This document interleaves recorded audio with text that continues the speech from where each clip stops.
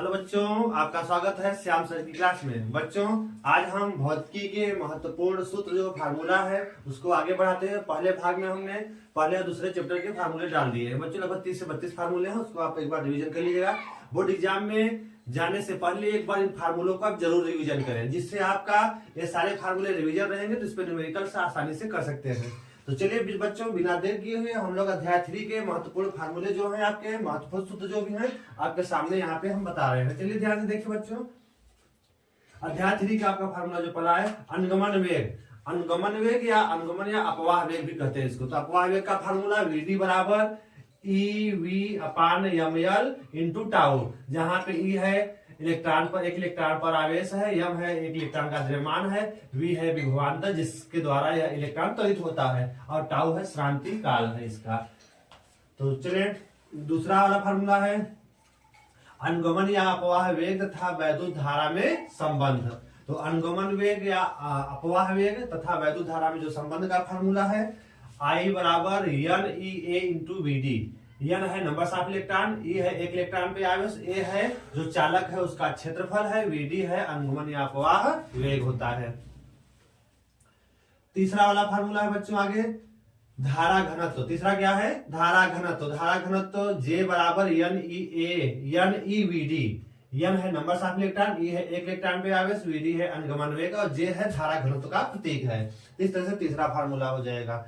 चौथा फार्मूला आपका है गतिशीलता। तो गतिशीलता को म्यू से व्यक्त करते हैं, म्यू बराबर VD/E, अर्थात एकांक वैद्युत क्षेत्र की तीव्रता में अनुगमन वेग ही क्या कहलाती है? गतिशीलता कहलाती है, अर्थात म्यू बराबर VD/E। या फिर इसका दूसरा formula J/NE capital E। J है धारा घनत्व, E है नंबर ऑफ इलेक्ट्रॉन, E है एक इलेक्ट्रॉन पे आवेश और कैपिटल E है वैद्युत क्षेत्र की तीव्रता है।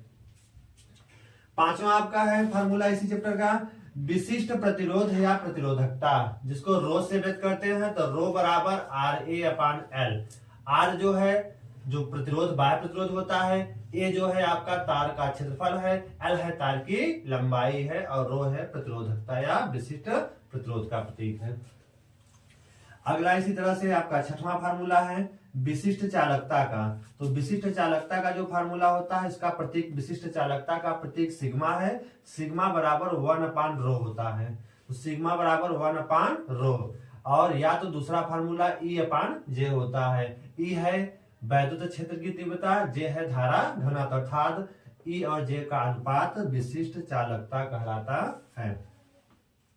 सातवां इसी का फार्मूला है प्रतिरोध की ताप पर निर्भरता। मतलब प्रतिरोध की ताप पर क्या निर्भरता होती है, मतलब किसी चालक के ताप में परिवर्तन करने से उसके प्रतिरोध पर क्या प्रभाव पड़ेगा। तो होता है RT बराबर R0 1+α इंटू डेल्टा टी, जहां पे RT है उस तार का प्रारंभिक टेम्परेचर और RT क्या है अंतिम टेम्परेचर, और जो आपका है T ताप मतलब प्रारंभिक ताप पर है प्रारंभिक प्रतिरोध। ये क्या है? प्रतिरोध है, लेकिन किस पर? प्रारंभिक ताप पर प्रतिरोध है। प्रारंभिक ताप पर क्या है? प्रतिरोध है। प्रारंभिक ताप पर यह है प्रतिरोध। ये क्या है? T ताप पर। अंतिम ताप मतलब, या तो ऐसे लिख दीजिए इसको, T टेम्परेचर पर। T टेम्परेचर कब होगा? जब थोड़ी देर बाद, मतलब जब हम ताप में वृद्धि करते हैं तो वृद्धि के बाद वाला टेम्परेचर, अर्थात ताप वृद्धि के बाद, ताप वृद्धि के बाद जो आपका प्रतिरोध होगा, तार का प्रतिरोध होगा। R0 क्या है? प्रारंभिक टेम्परेचर जो होगा उस पर चालक का प्रतिरोध। RT क्या है? T टेम्परेचर अर्थात ताप वृद्धि करने के पश्चात जो प्रतिरोध होगा उसका प्रतीक है RT है। अल्फा क्या है? प्रतिरोध ताप गुणांक का प्रतीक होता है। यहाँ डेल्टा टी है तापांतर, मतलब प्रारंभिक टेम्परेचर और अंतिम। तो अंतिम टेम्परेचर में से जब प्रारंभिक टेम्परेचर को घटाया जाएगा तो आपको क्या मिलेगा? तापांतर पता चल जाएगा। यदि आपका तापांतर दिया है, अंतिम टेम्परेचर है T2 और प्रारंभिक है T1, तो T2 - T1 से हम लोग डेल्टा टी आसानी से निकाल लेंगे। इस तरह से आपके इधर 7 फार्मूले हो गए।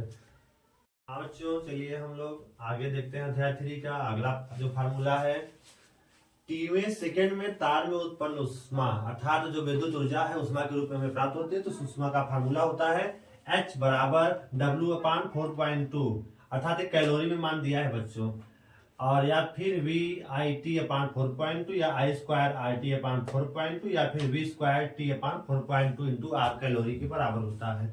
जहाँ पे W है जो कार्य करते हैं हम, और V क्या है विभवांतर है, I है धारा, T है समयांतराल। ऐसे यहाँ पे R है प्रतिरोध है, और V विभवांतर, T टाइम है, और R क्या है बाह्य प्रतिरोध है। इस तरह से हम किसी चालक में उत्पन्न ऊष्मा को आसानी से निकाल सकते हैं।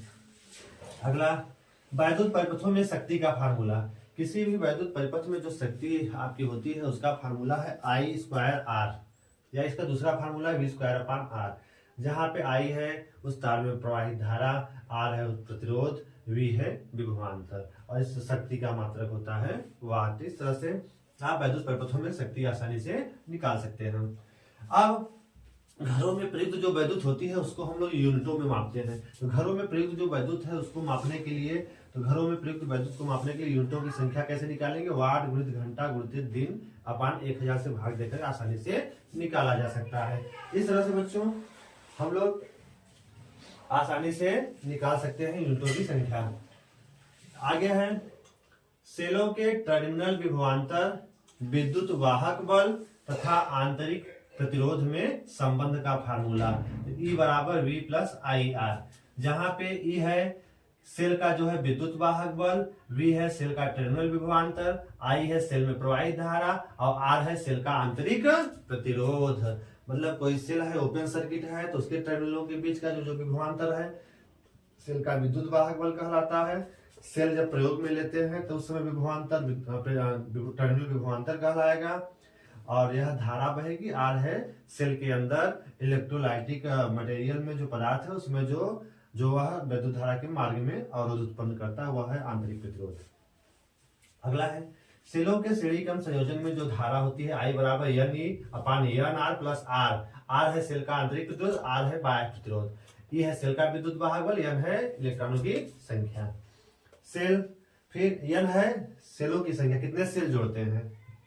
सेलों का समांतर क्रम संयोजन का फार्मूला होता है I बराबर NE/R प्लस NR। N है सेलों की संख्या, अगर N सेल जोड़ते हैं तो N है सेलों की संख्या, E है सेल का विद्युत वाहक बल, R है सेल का आंतरिक प्रतिरोध, कैपिटल R है यहाँ पे प्रतिरोध जो बाह्य प्रतिरोध होता है, और I है उसमें बहने वाली धारा। इस तरह से आपके एक चैप्टर 3 के सारे फार्मूले कवर हो गए। चलिए हम लोग आगे देखते हैं। हाँ बच्चों, चलिए हम लोग अध्याय 4 के हम लोग महत्वपूर्ण जो फार्मूले उसको देख लेते हैं। एक अध्याय 4 का जो पहला फार्मूला है, धारावाही चालक के कारण उत्पन्न चुंबकीय क्षेत्र अर्थात बायो सेवर्ट का जो नियम है, बायो सेवर्ट का नियम क्या है? डेल्टा बी बराबर μ0/4 pi I delta L sine θ/r², जो कि है कोई धारावाही तार है उसके कारण किसी उसके अगल इर्द गिर्द उसके अगल बगल में r दूरी पर चुंबकीय क्षेत्र के जो चुंबकीय क्षेत्र की तीव्रता का जो फार्मूला होगा आप इस तरह से निकाल सकते हैं। अगला दूसरा वाला है निर्वात की चुंबकशीलता μ0 तथा विद्युतशीलता ε0 में संबंध का फार्मूला। तो क्या है? C बराबर 1/√μ0 और ε0, जहाँ पे C है निर्वात में प्रकाश की चाल, μ0 क्या है आपके चुंबक निर्वात में चुंबकशीलता है, ε0 क्या है निर्वात में वैद्युतशीलता है। अगला है आपका तीसरा, वृत्ताकार धारावाही कुंडली की अक्ष के अनुदिश चुंबकीय क्षेत्र।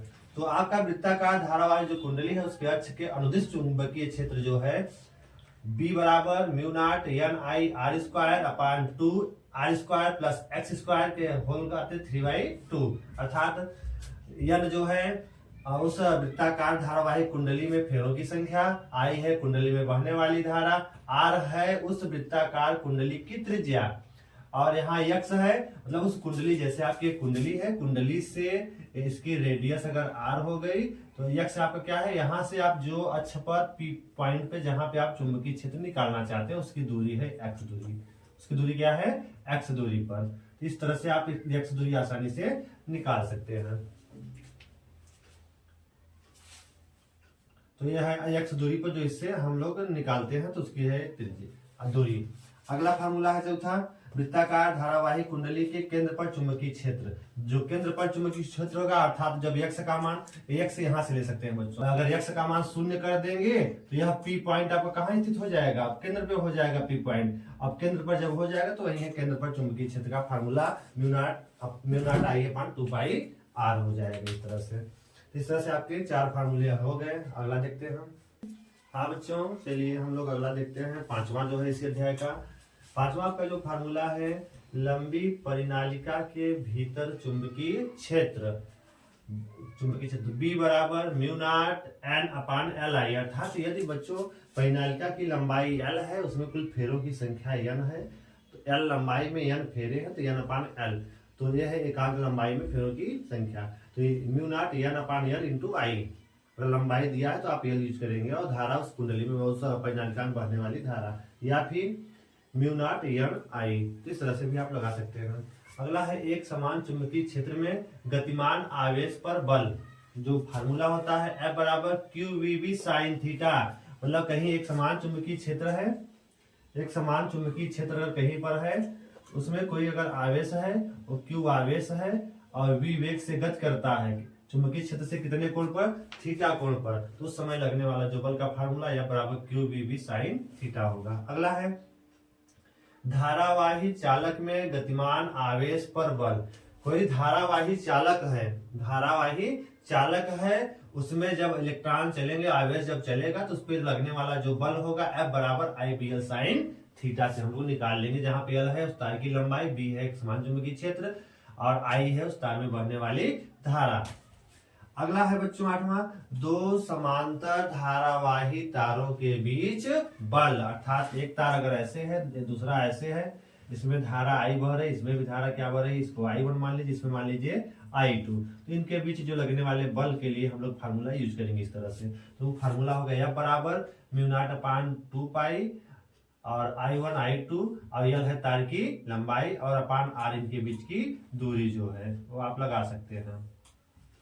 ये फार्मूला आप लगा करके चाहेंगे तो दो समांतर धारावाही तारों के बीच बल आसानी से ज्ञात कर सकते हैं। इस तरह से चौथे चैप्टर के सभी फार्मूले आपके हो गए। इस तरह से पहला, दूसरा, तीसरा और चौथा, इस तरह से आप इसको तैयार करिए। हाँ बच्चों, अब चलते हैं हम लोग 5वें अध्याय की ओर। चौथे अध्याय तक हमने बता दिया था, चौथे अध्याय के 2 फार्मूले यहाँ पे है ना, हमने नीचे डाल दिया है। अध्याय 5वें का फार्मूला देखिए बच्चों, इसमें परिभाषाएं 3 हैं, अनुचुंबकीय, प्रतिचुंबकीय और लचुंबकीय, लेकिन छोटे छोटे थोड़ी परिभाषाएं उसको देख लीजिए। पहली इसका फार्मूला है चुंबकन तीव्रता का, तो I बराबर M अपान V। दूसरा है चुंबकीय तीव्रता, H बराबर B upon mu not minus I। और तीसरा इसी चैप्टर का जो फार्मूला है चुंबकशीलता का है, तो चुंबकशीलता म्यू बराबर B अपान H हो जाता है। इसी चैप्टर का जो अगला है चौथा फार्मूला, सापेक्ष चुंबकशीलता, तो सापेक्ष चुंबकशीलता म्यू R बराबर म्यू अपान म्यू नॉट, मतलब निर्वात की चुंबकशीलता और माध्यम की चुंबकशीलता, मतलब कोई चुंबकशीलता है, निर्वात की चुंबकशीलता का जो अनुपात है वो सापेक्ष चुंबकशीलता कहलाती है। अगला, चुंबकीय आघूर्ण, जिस तरह से वैद्युत द्विध्रुव आघूर्ण था, उस तरह से चुंबकीय द्विध्रुव आघूर्ण M बराबर NIA होता है। N है फेरों की संख्या है, N है और I है धारा, और ये है आपका क्षेत्र उसका जो है। और 6वां है, एक समान चुंबकीय क्षेत्र में स्थित दंड चुंबक पर बल आघूर्ण, तो टाउ बराबर MB साइन थीटा, या M बराबर NIA। तो A है क्षेत्रफल है, यहाँ पे I है धारा है, N है फेरों की संख्या। और दूसरा बन जाएगा धारावाही परिनालिका के कारण चुंबकीय क्षेत्र B बराबर म्यू नॉट अपान 4 पाई 2M अपान R क्यूब। इस तरह से आपके अध्याय 5 के सभी फार्मूले, मतलब पहला, दूसरा, तीसरा, चौथा, 5वें तक पूरा फार्मूला यहाँ तक आपको बता दिया गया। इसको आप तैयार कर लीजिए अच्छे से। जब तैयार कर लेंगे, ये कोई भी क्वेश्चन यहाँ से बाहर नहीं जाएगा, सारे फार्मूले का स्थान भी आपको मिल रहा है। ये हम लोग अध्याय 6 के बारे में चर्चा करते हैं। अध्याय 6 के महत्वपूर्ण आपके फार्मूले हैं, इस फार्मूलों को तैयार कर लेंगे तो आपके सारे सवाल अच्छे से हो जाएंगे। चलिए, तो अध्याय 6 का जो फार्मूला है, प्रेरित विद्युत वाहक बल। प्रेरित विद्युत वाहक बल का बच्चों फार्मूला है, प्रेरित विद्युत वाहक बल E बराबर माइनस d∅b अपान dt, मतलब फ्लक्स में, चुंबकीय फ्लक्स में परिवर्तन की दर के ऋणात्मक के क्या होता है, प्रेरित विद्युत वाहक बल बराबर होता है। अगला है इसी का स्व प्रेरण गुणांक। स्वप्रेरण गुणांक को L से व्यक्त करते हैं। L बराबर N phi B upon I होता है। या फिर इसका दूसरा फार्मूला होगा विद्युत वाहक बल के पदों में minus E upon delta I upon delta T हो जाएगा।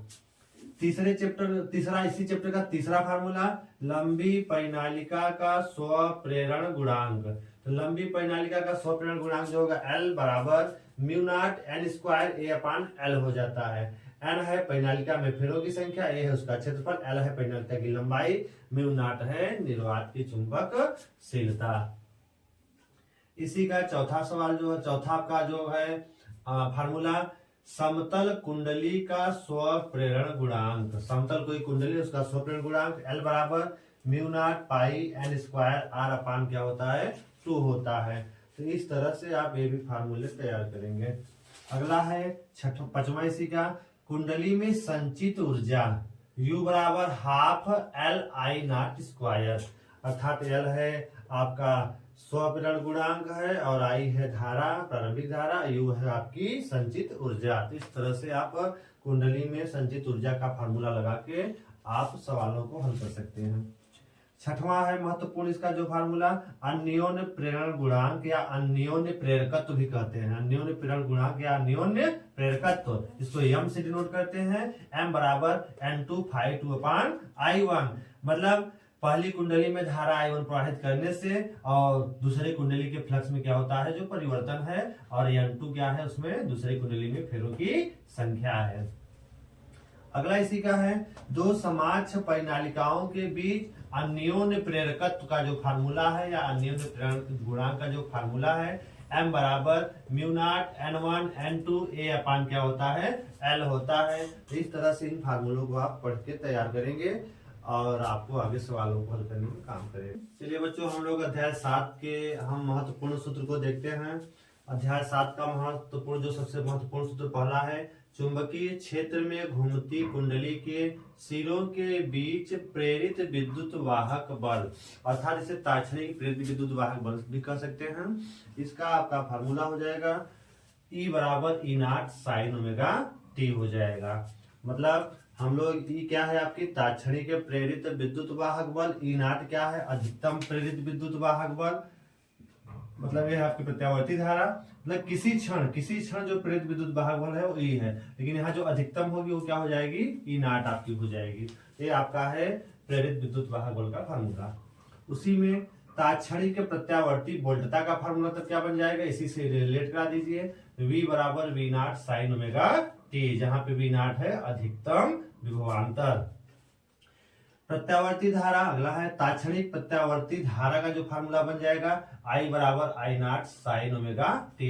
I है आपकी ताक्षणिक धारा, I नॉट क्या है आपकी महत्तम या अधिकतम धारा, और आपका ओमेगा T क्या है कोणार्क है।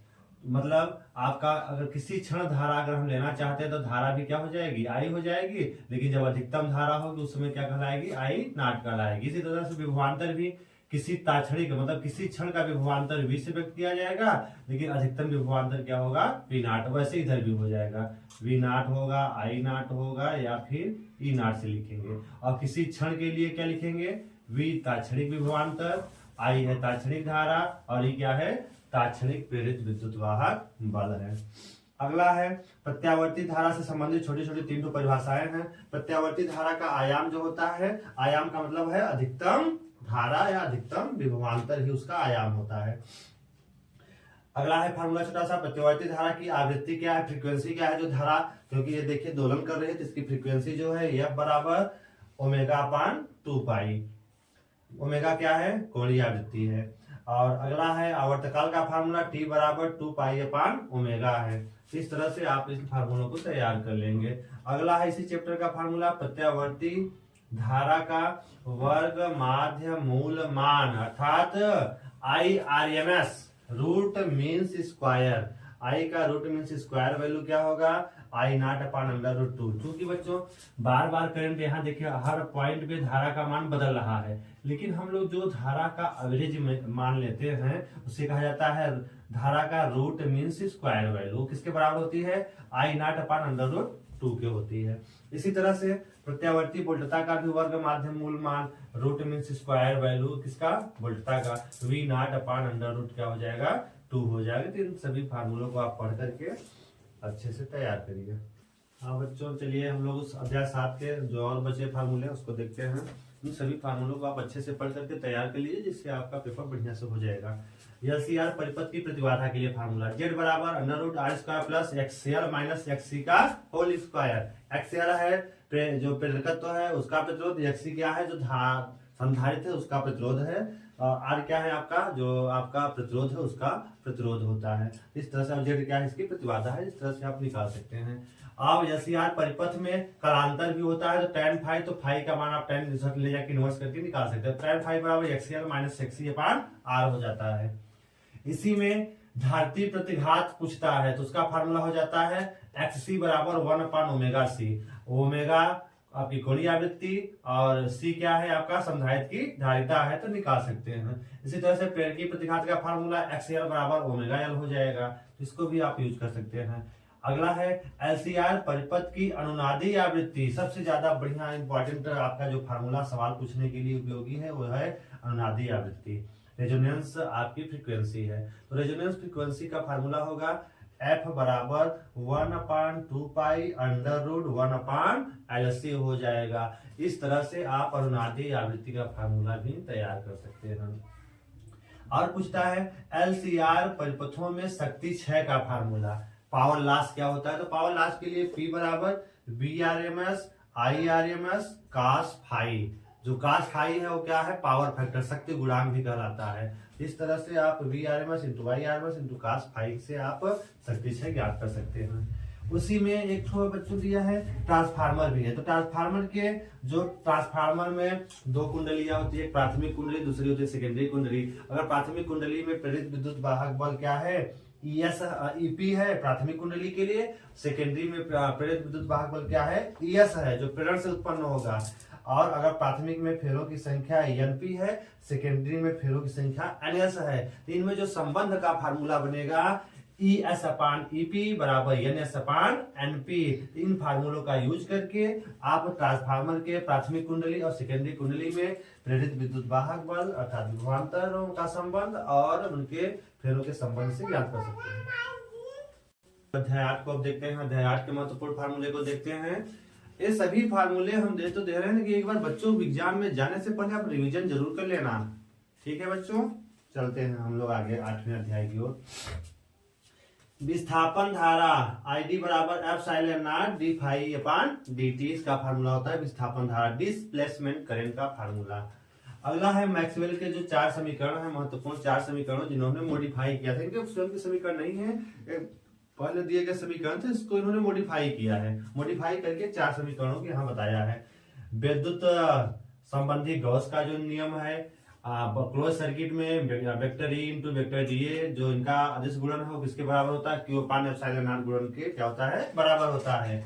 और मैक्सवेल का जो चुंबकत्व संबंधी गॉस का नियम है, उन्होंने कहा क्लोज सर्किट के लिए चुंबकीय क्षेत्र B into vector D A का अदिश गुणन क्या होता है, हमेशा शून्य। किसी क्लोज सर्किट से निकलने वाला कुल चुंबकीय जो आपका होगा vector B into vector D A का गुणनफल हमेशा क्या प्राप्त होगा, शून्य होगा। तीसरा, विद्युत चुंबकीय प्रेरण संबंधी फैराडे के नियम में संशोधन किया, vector E into vector D ए क्लोज सर्किट के लिए जो उनका समाकलन होगा वो माइनस डी फाई ई अपान डी टी के बराबर होगा।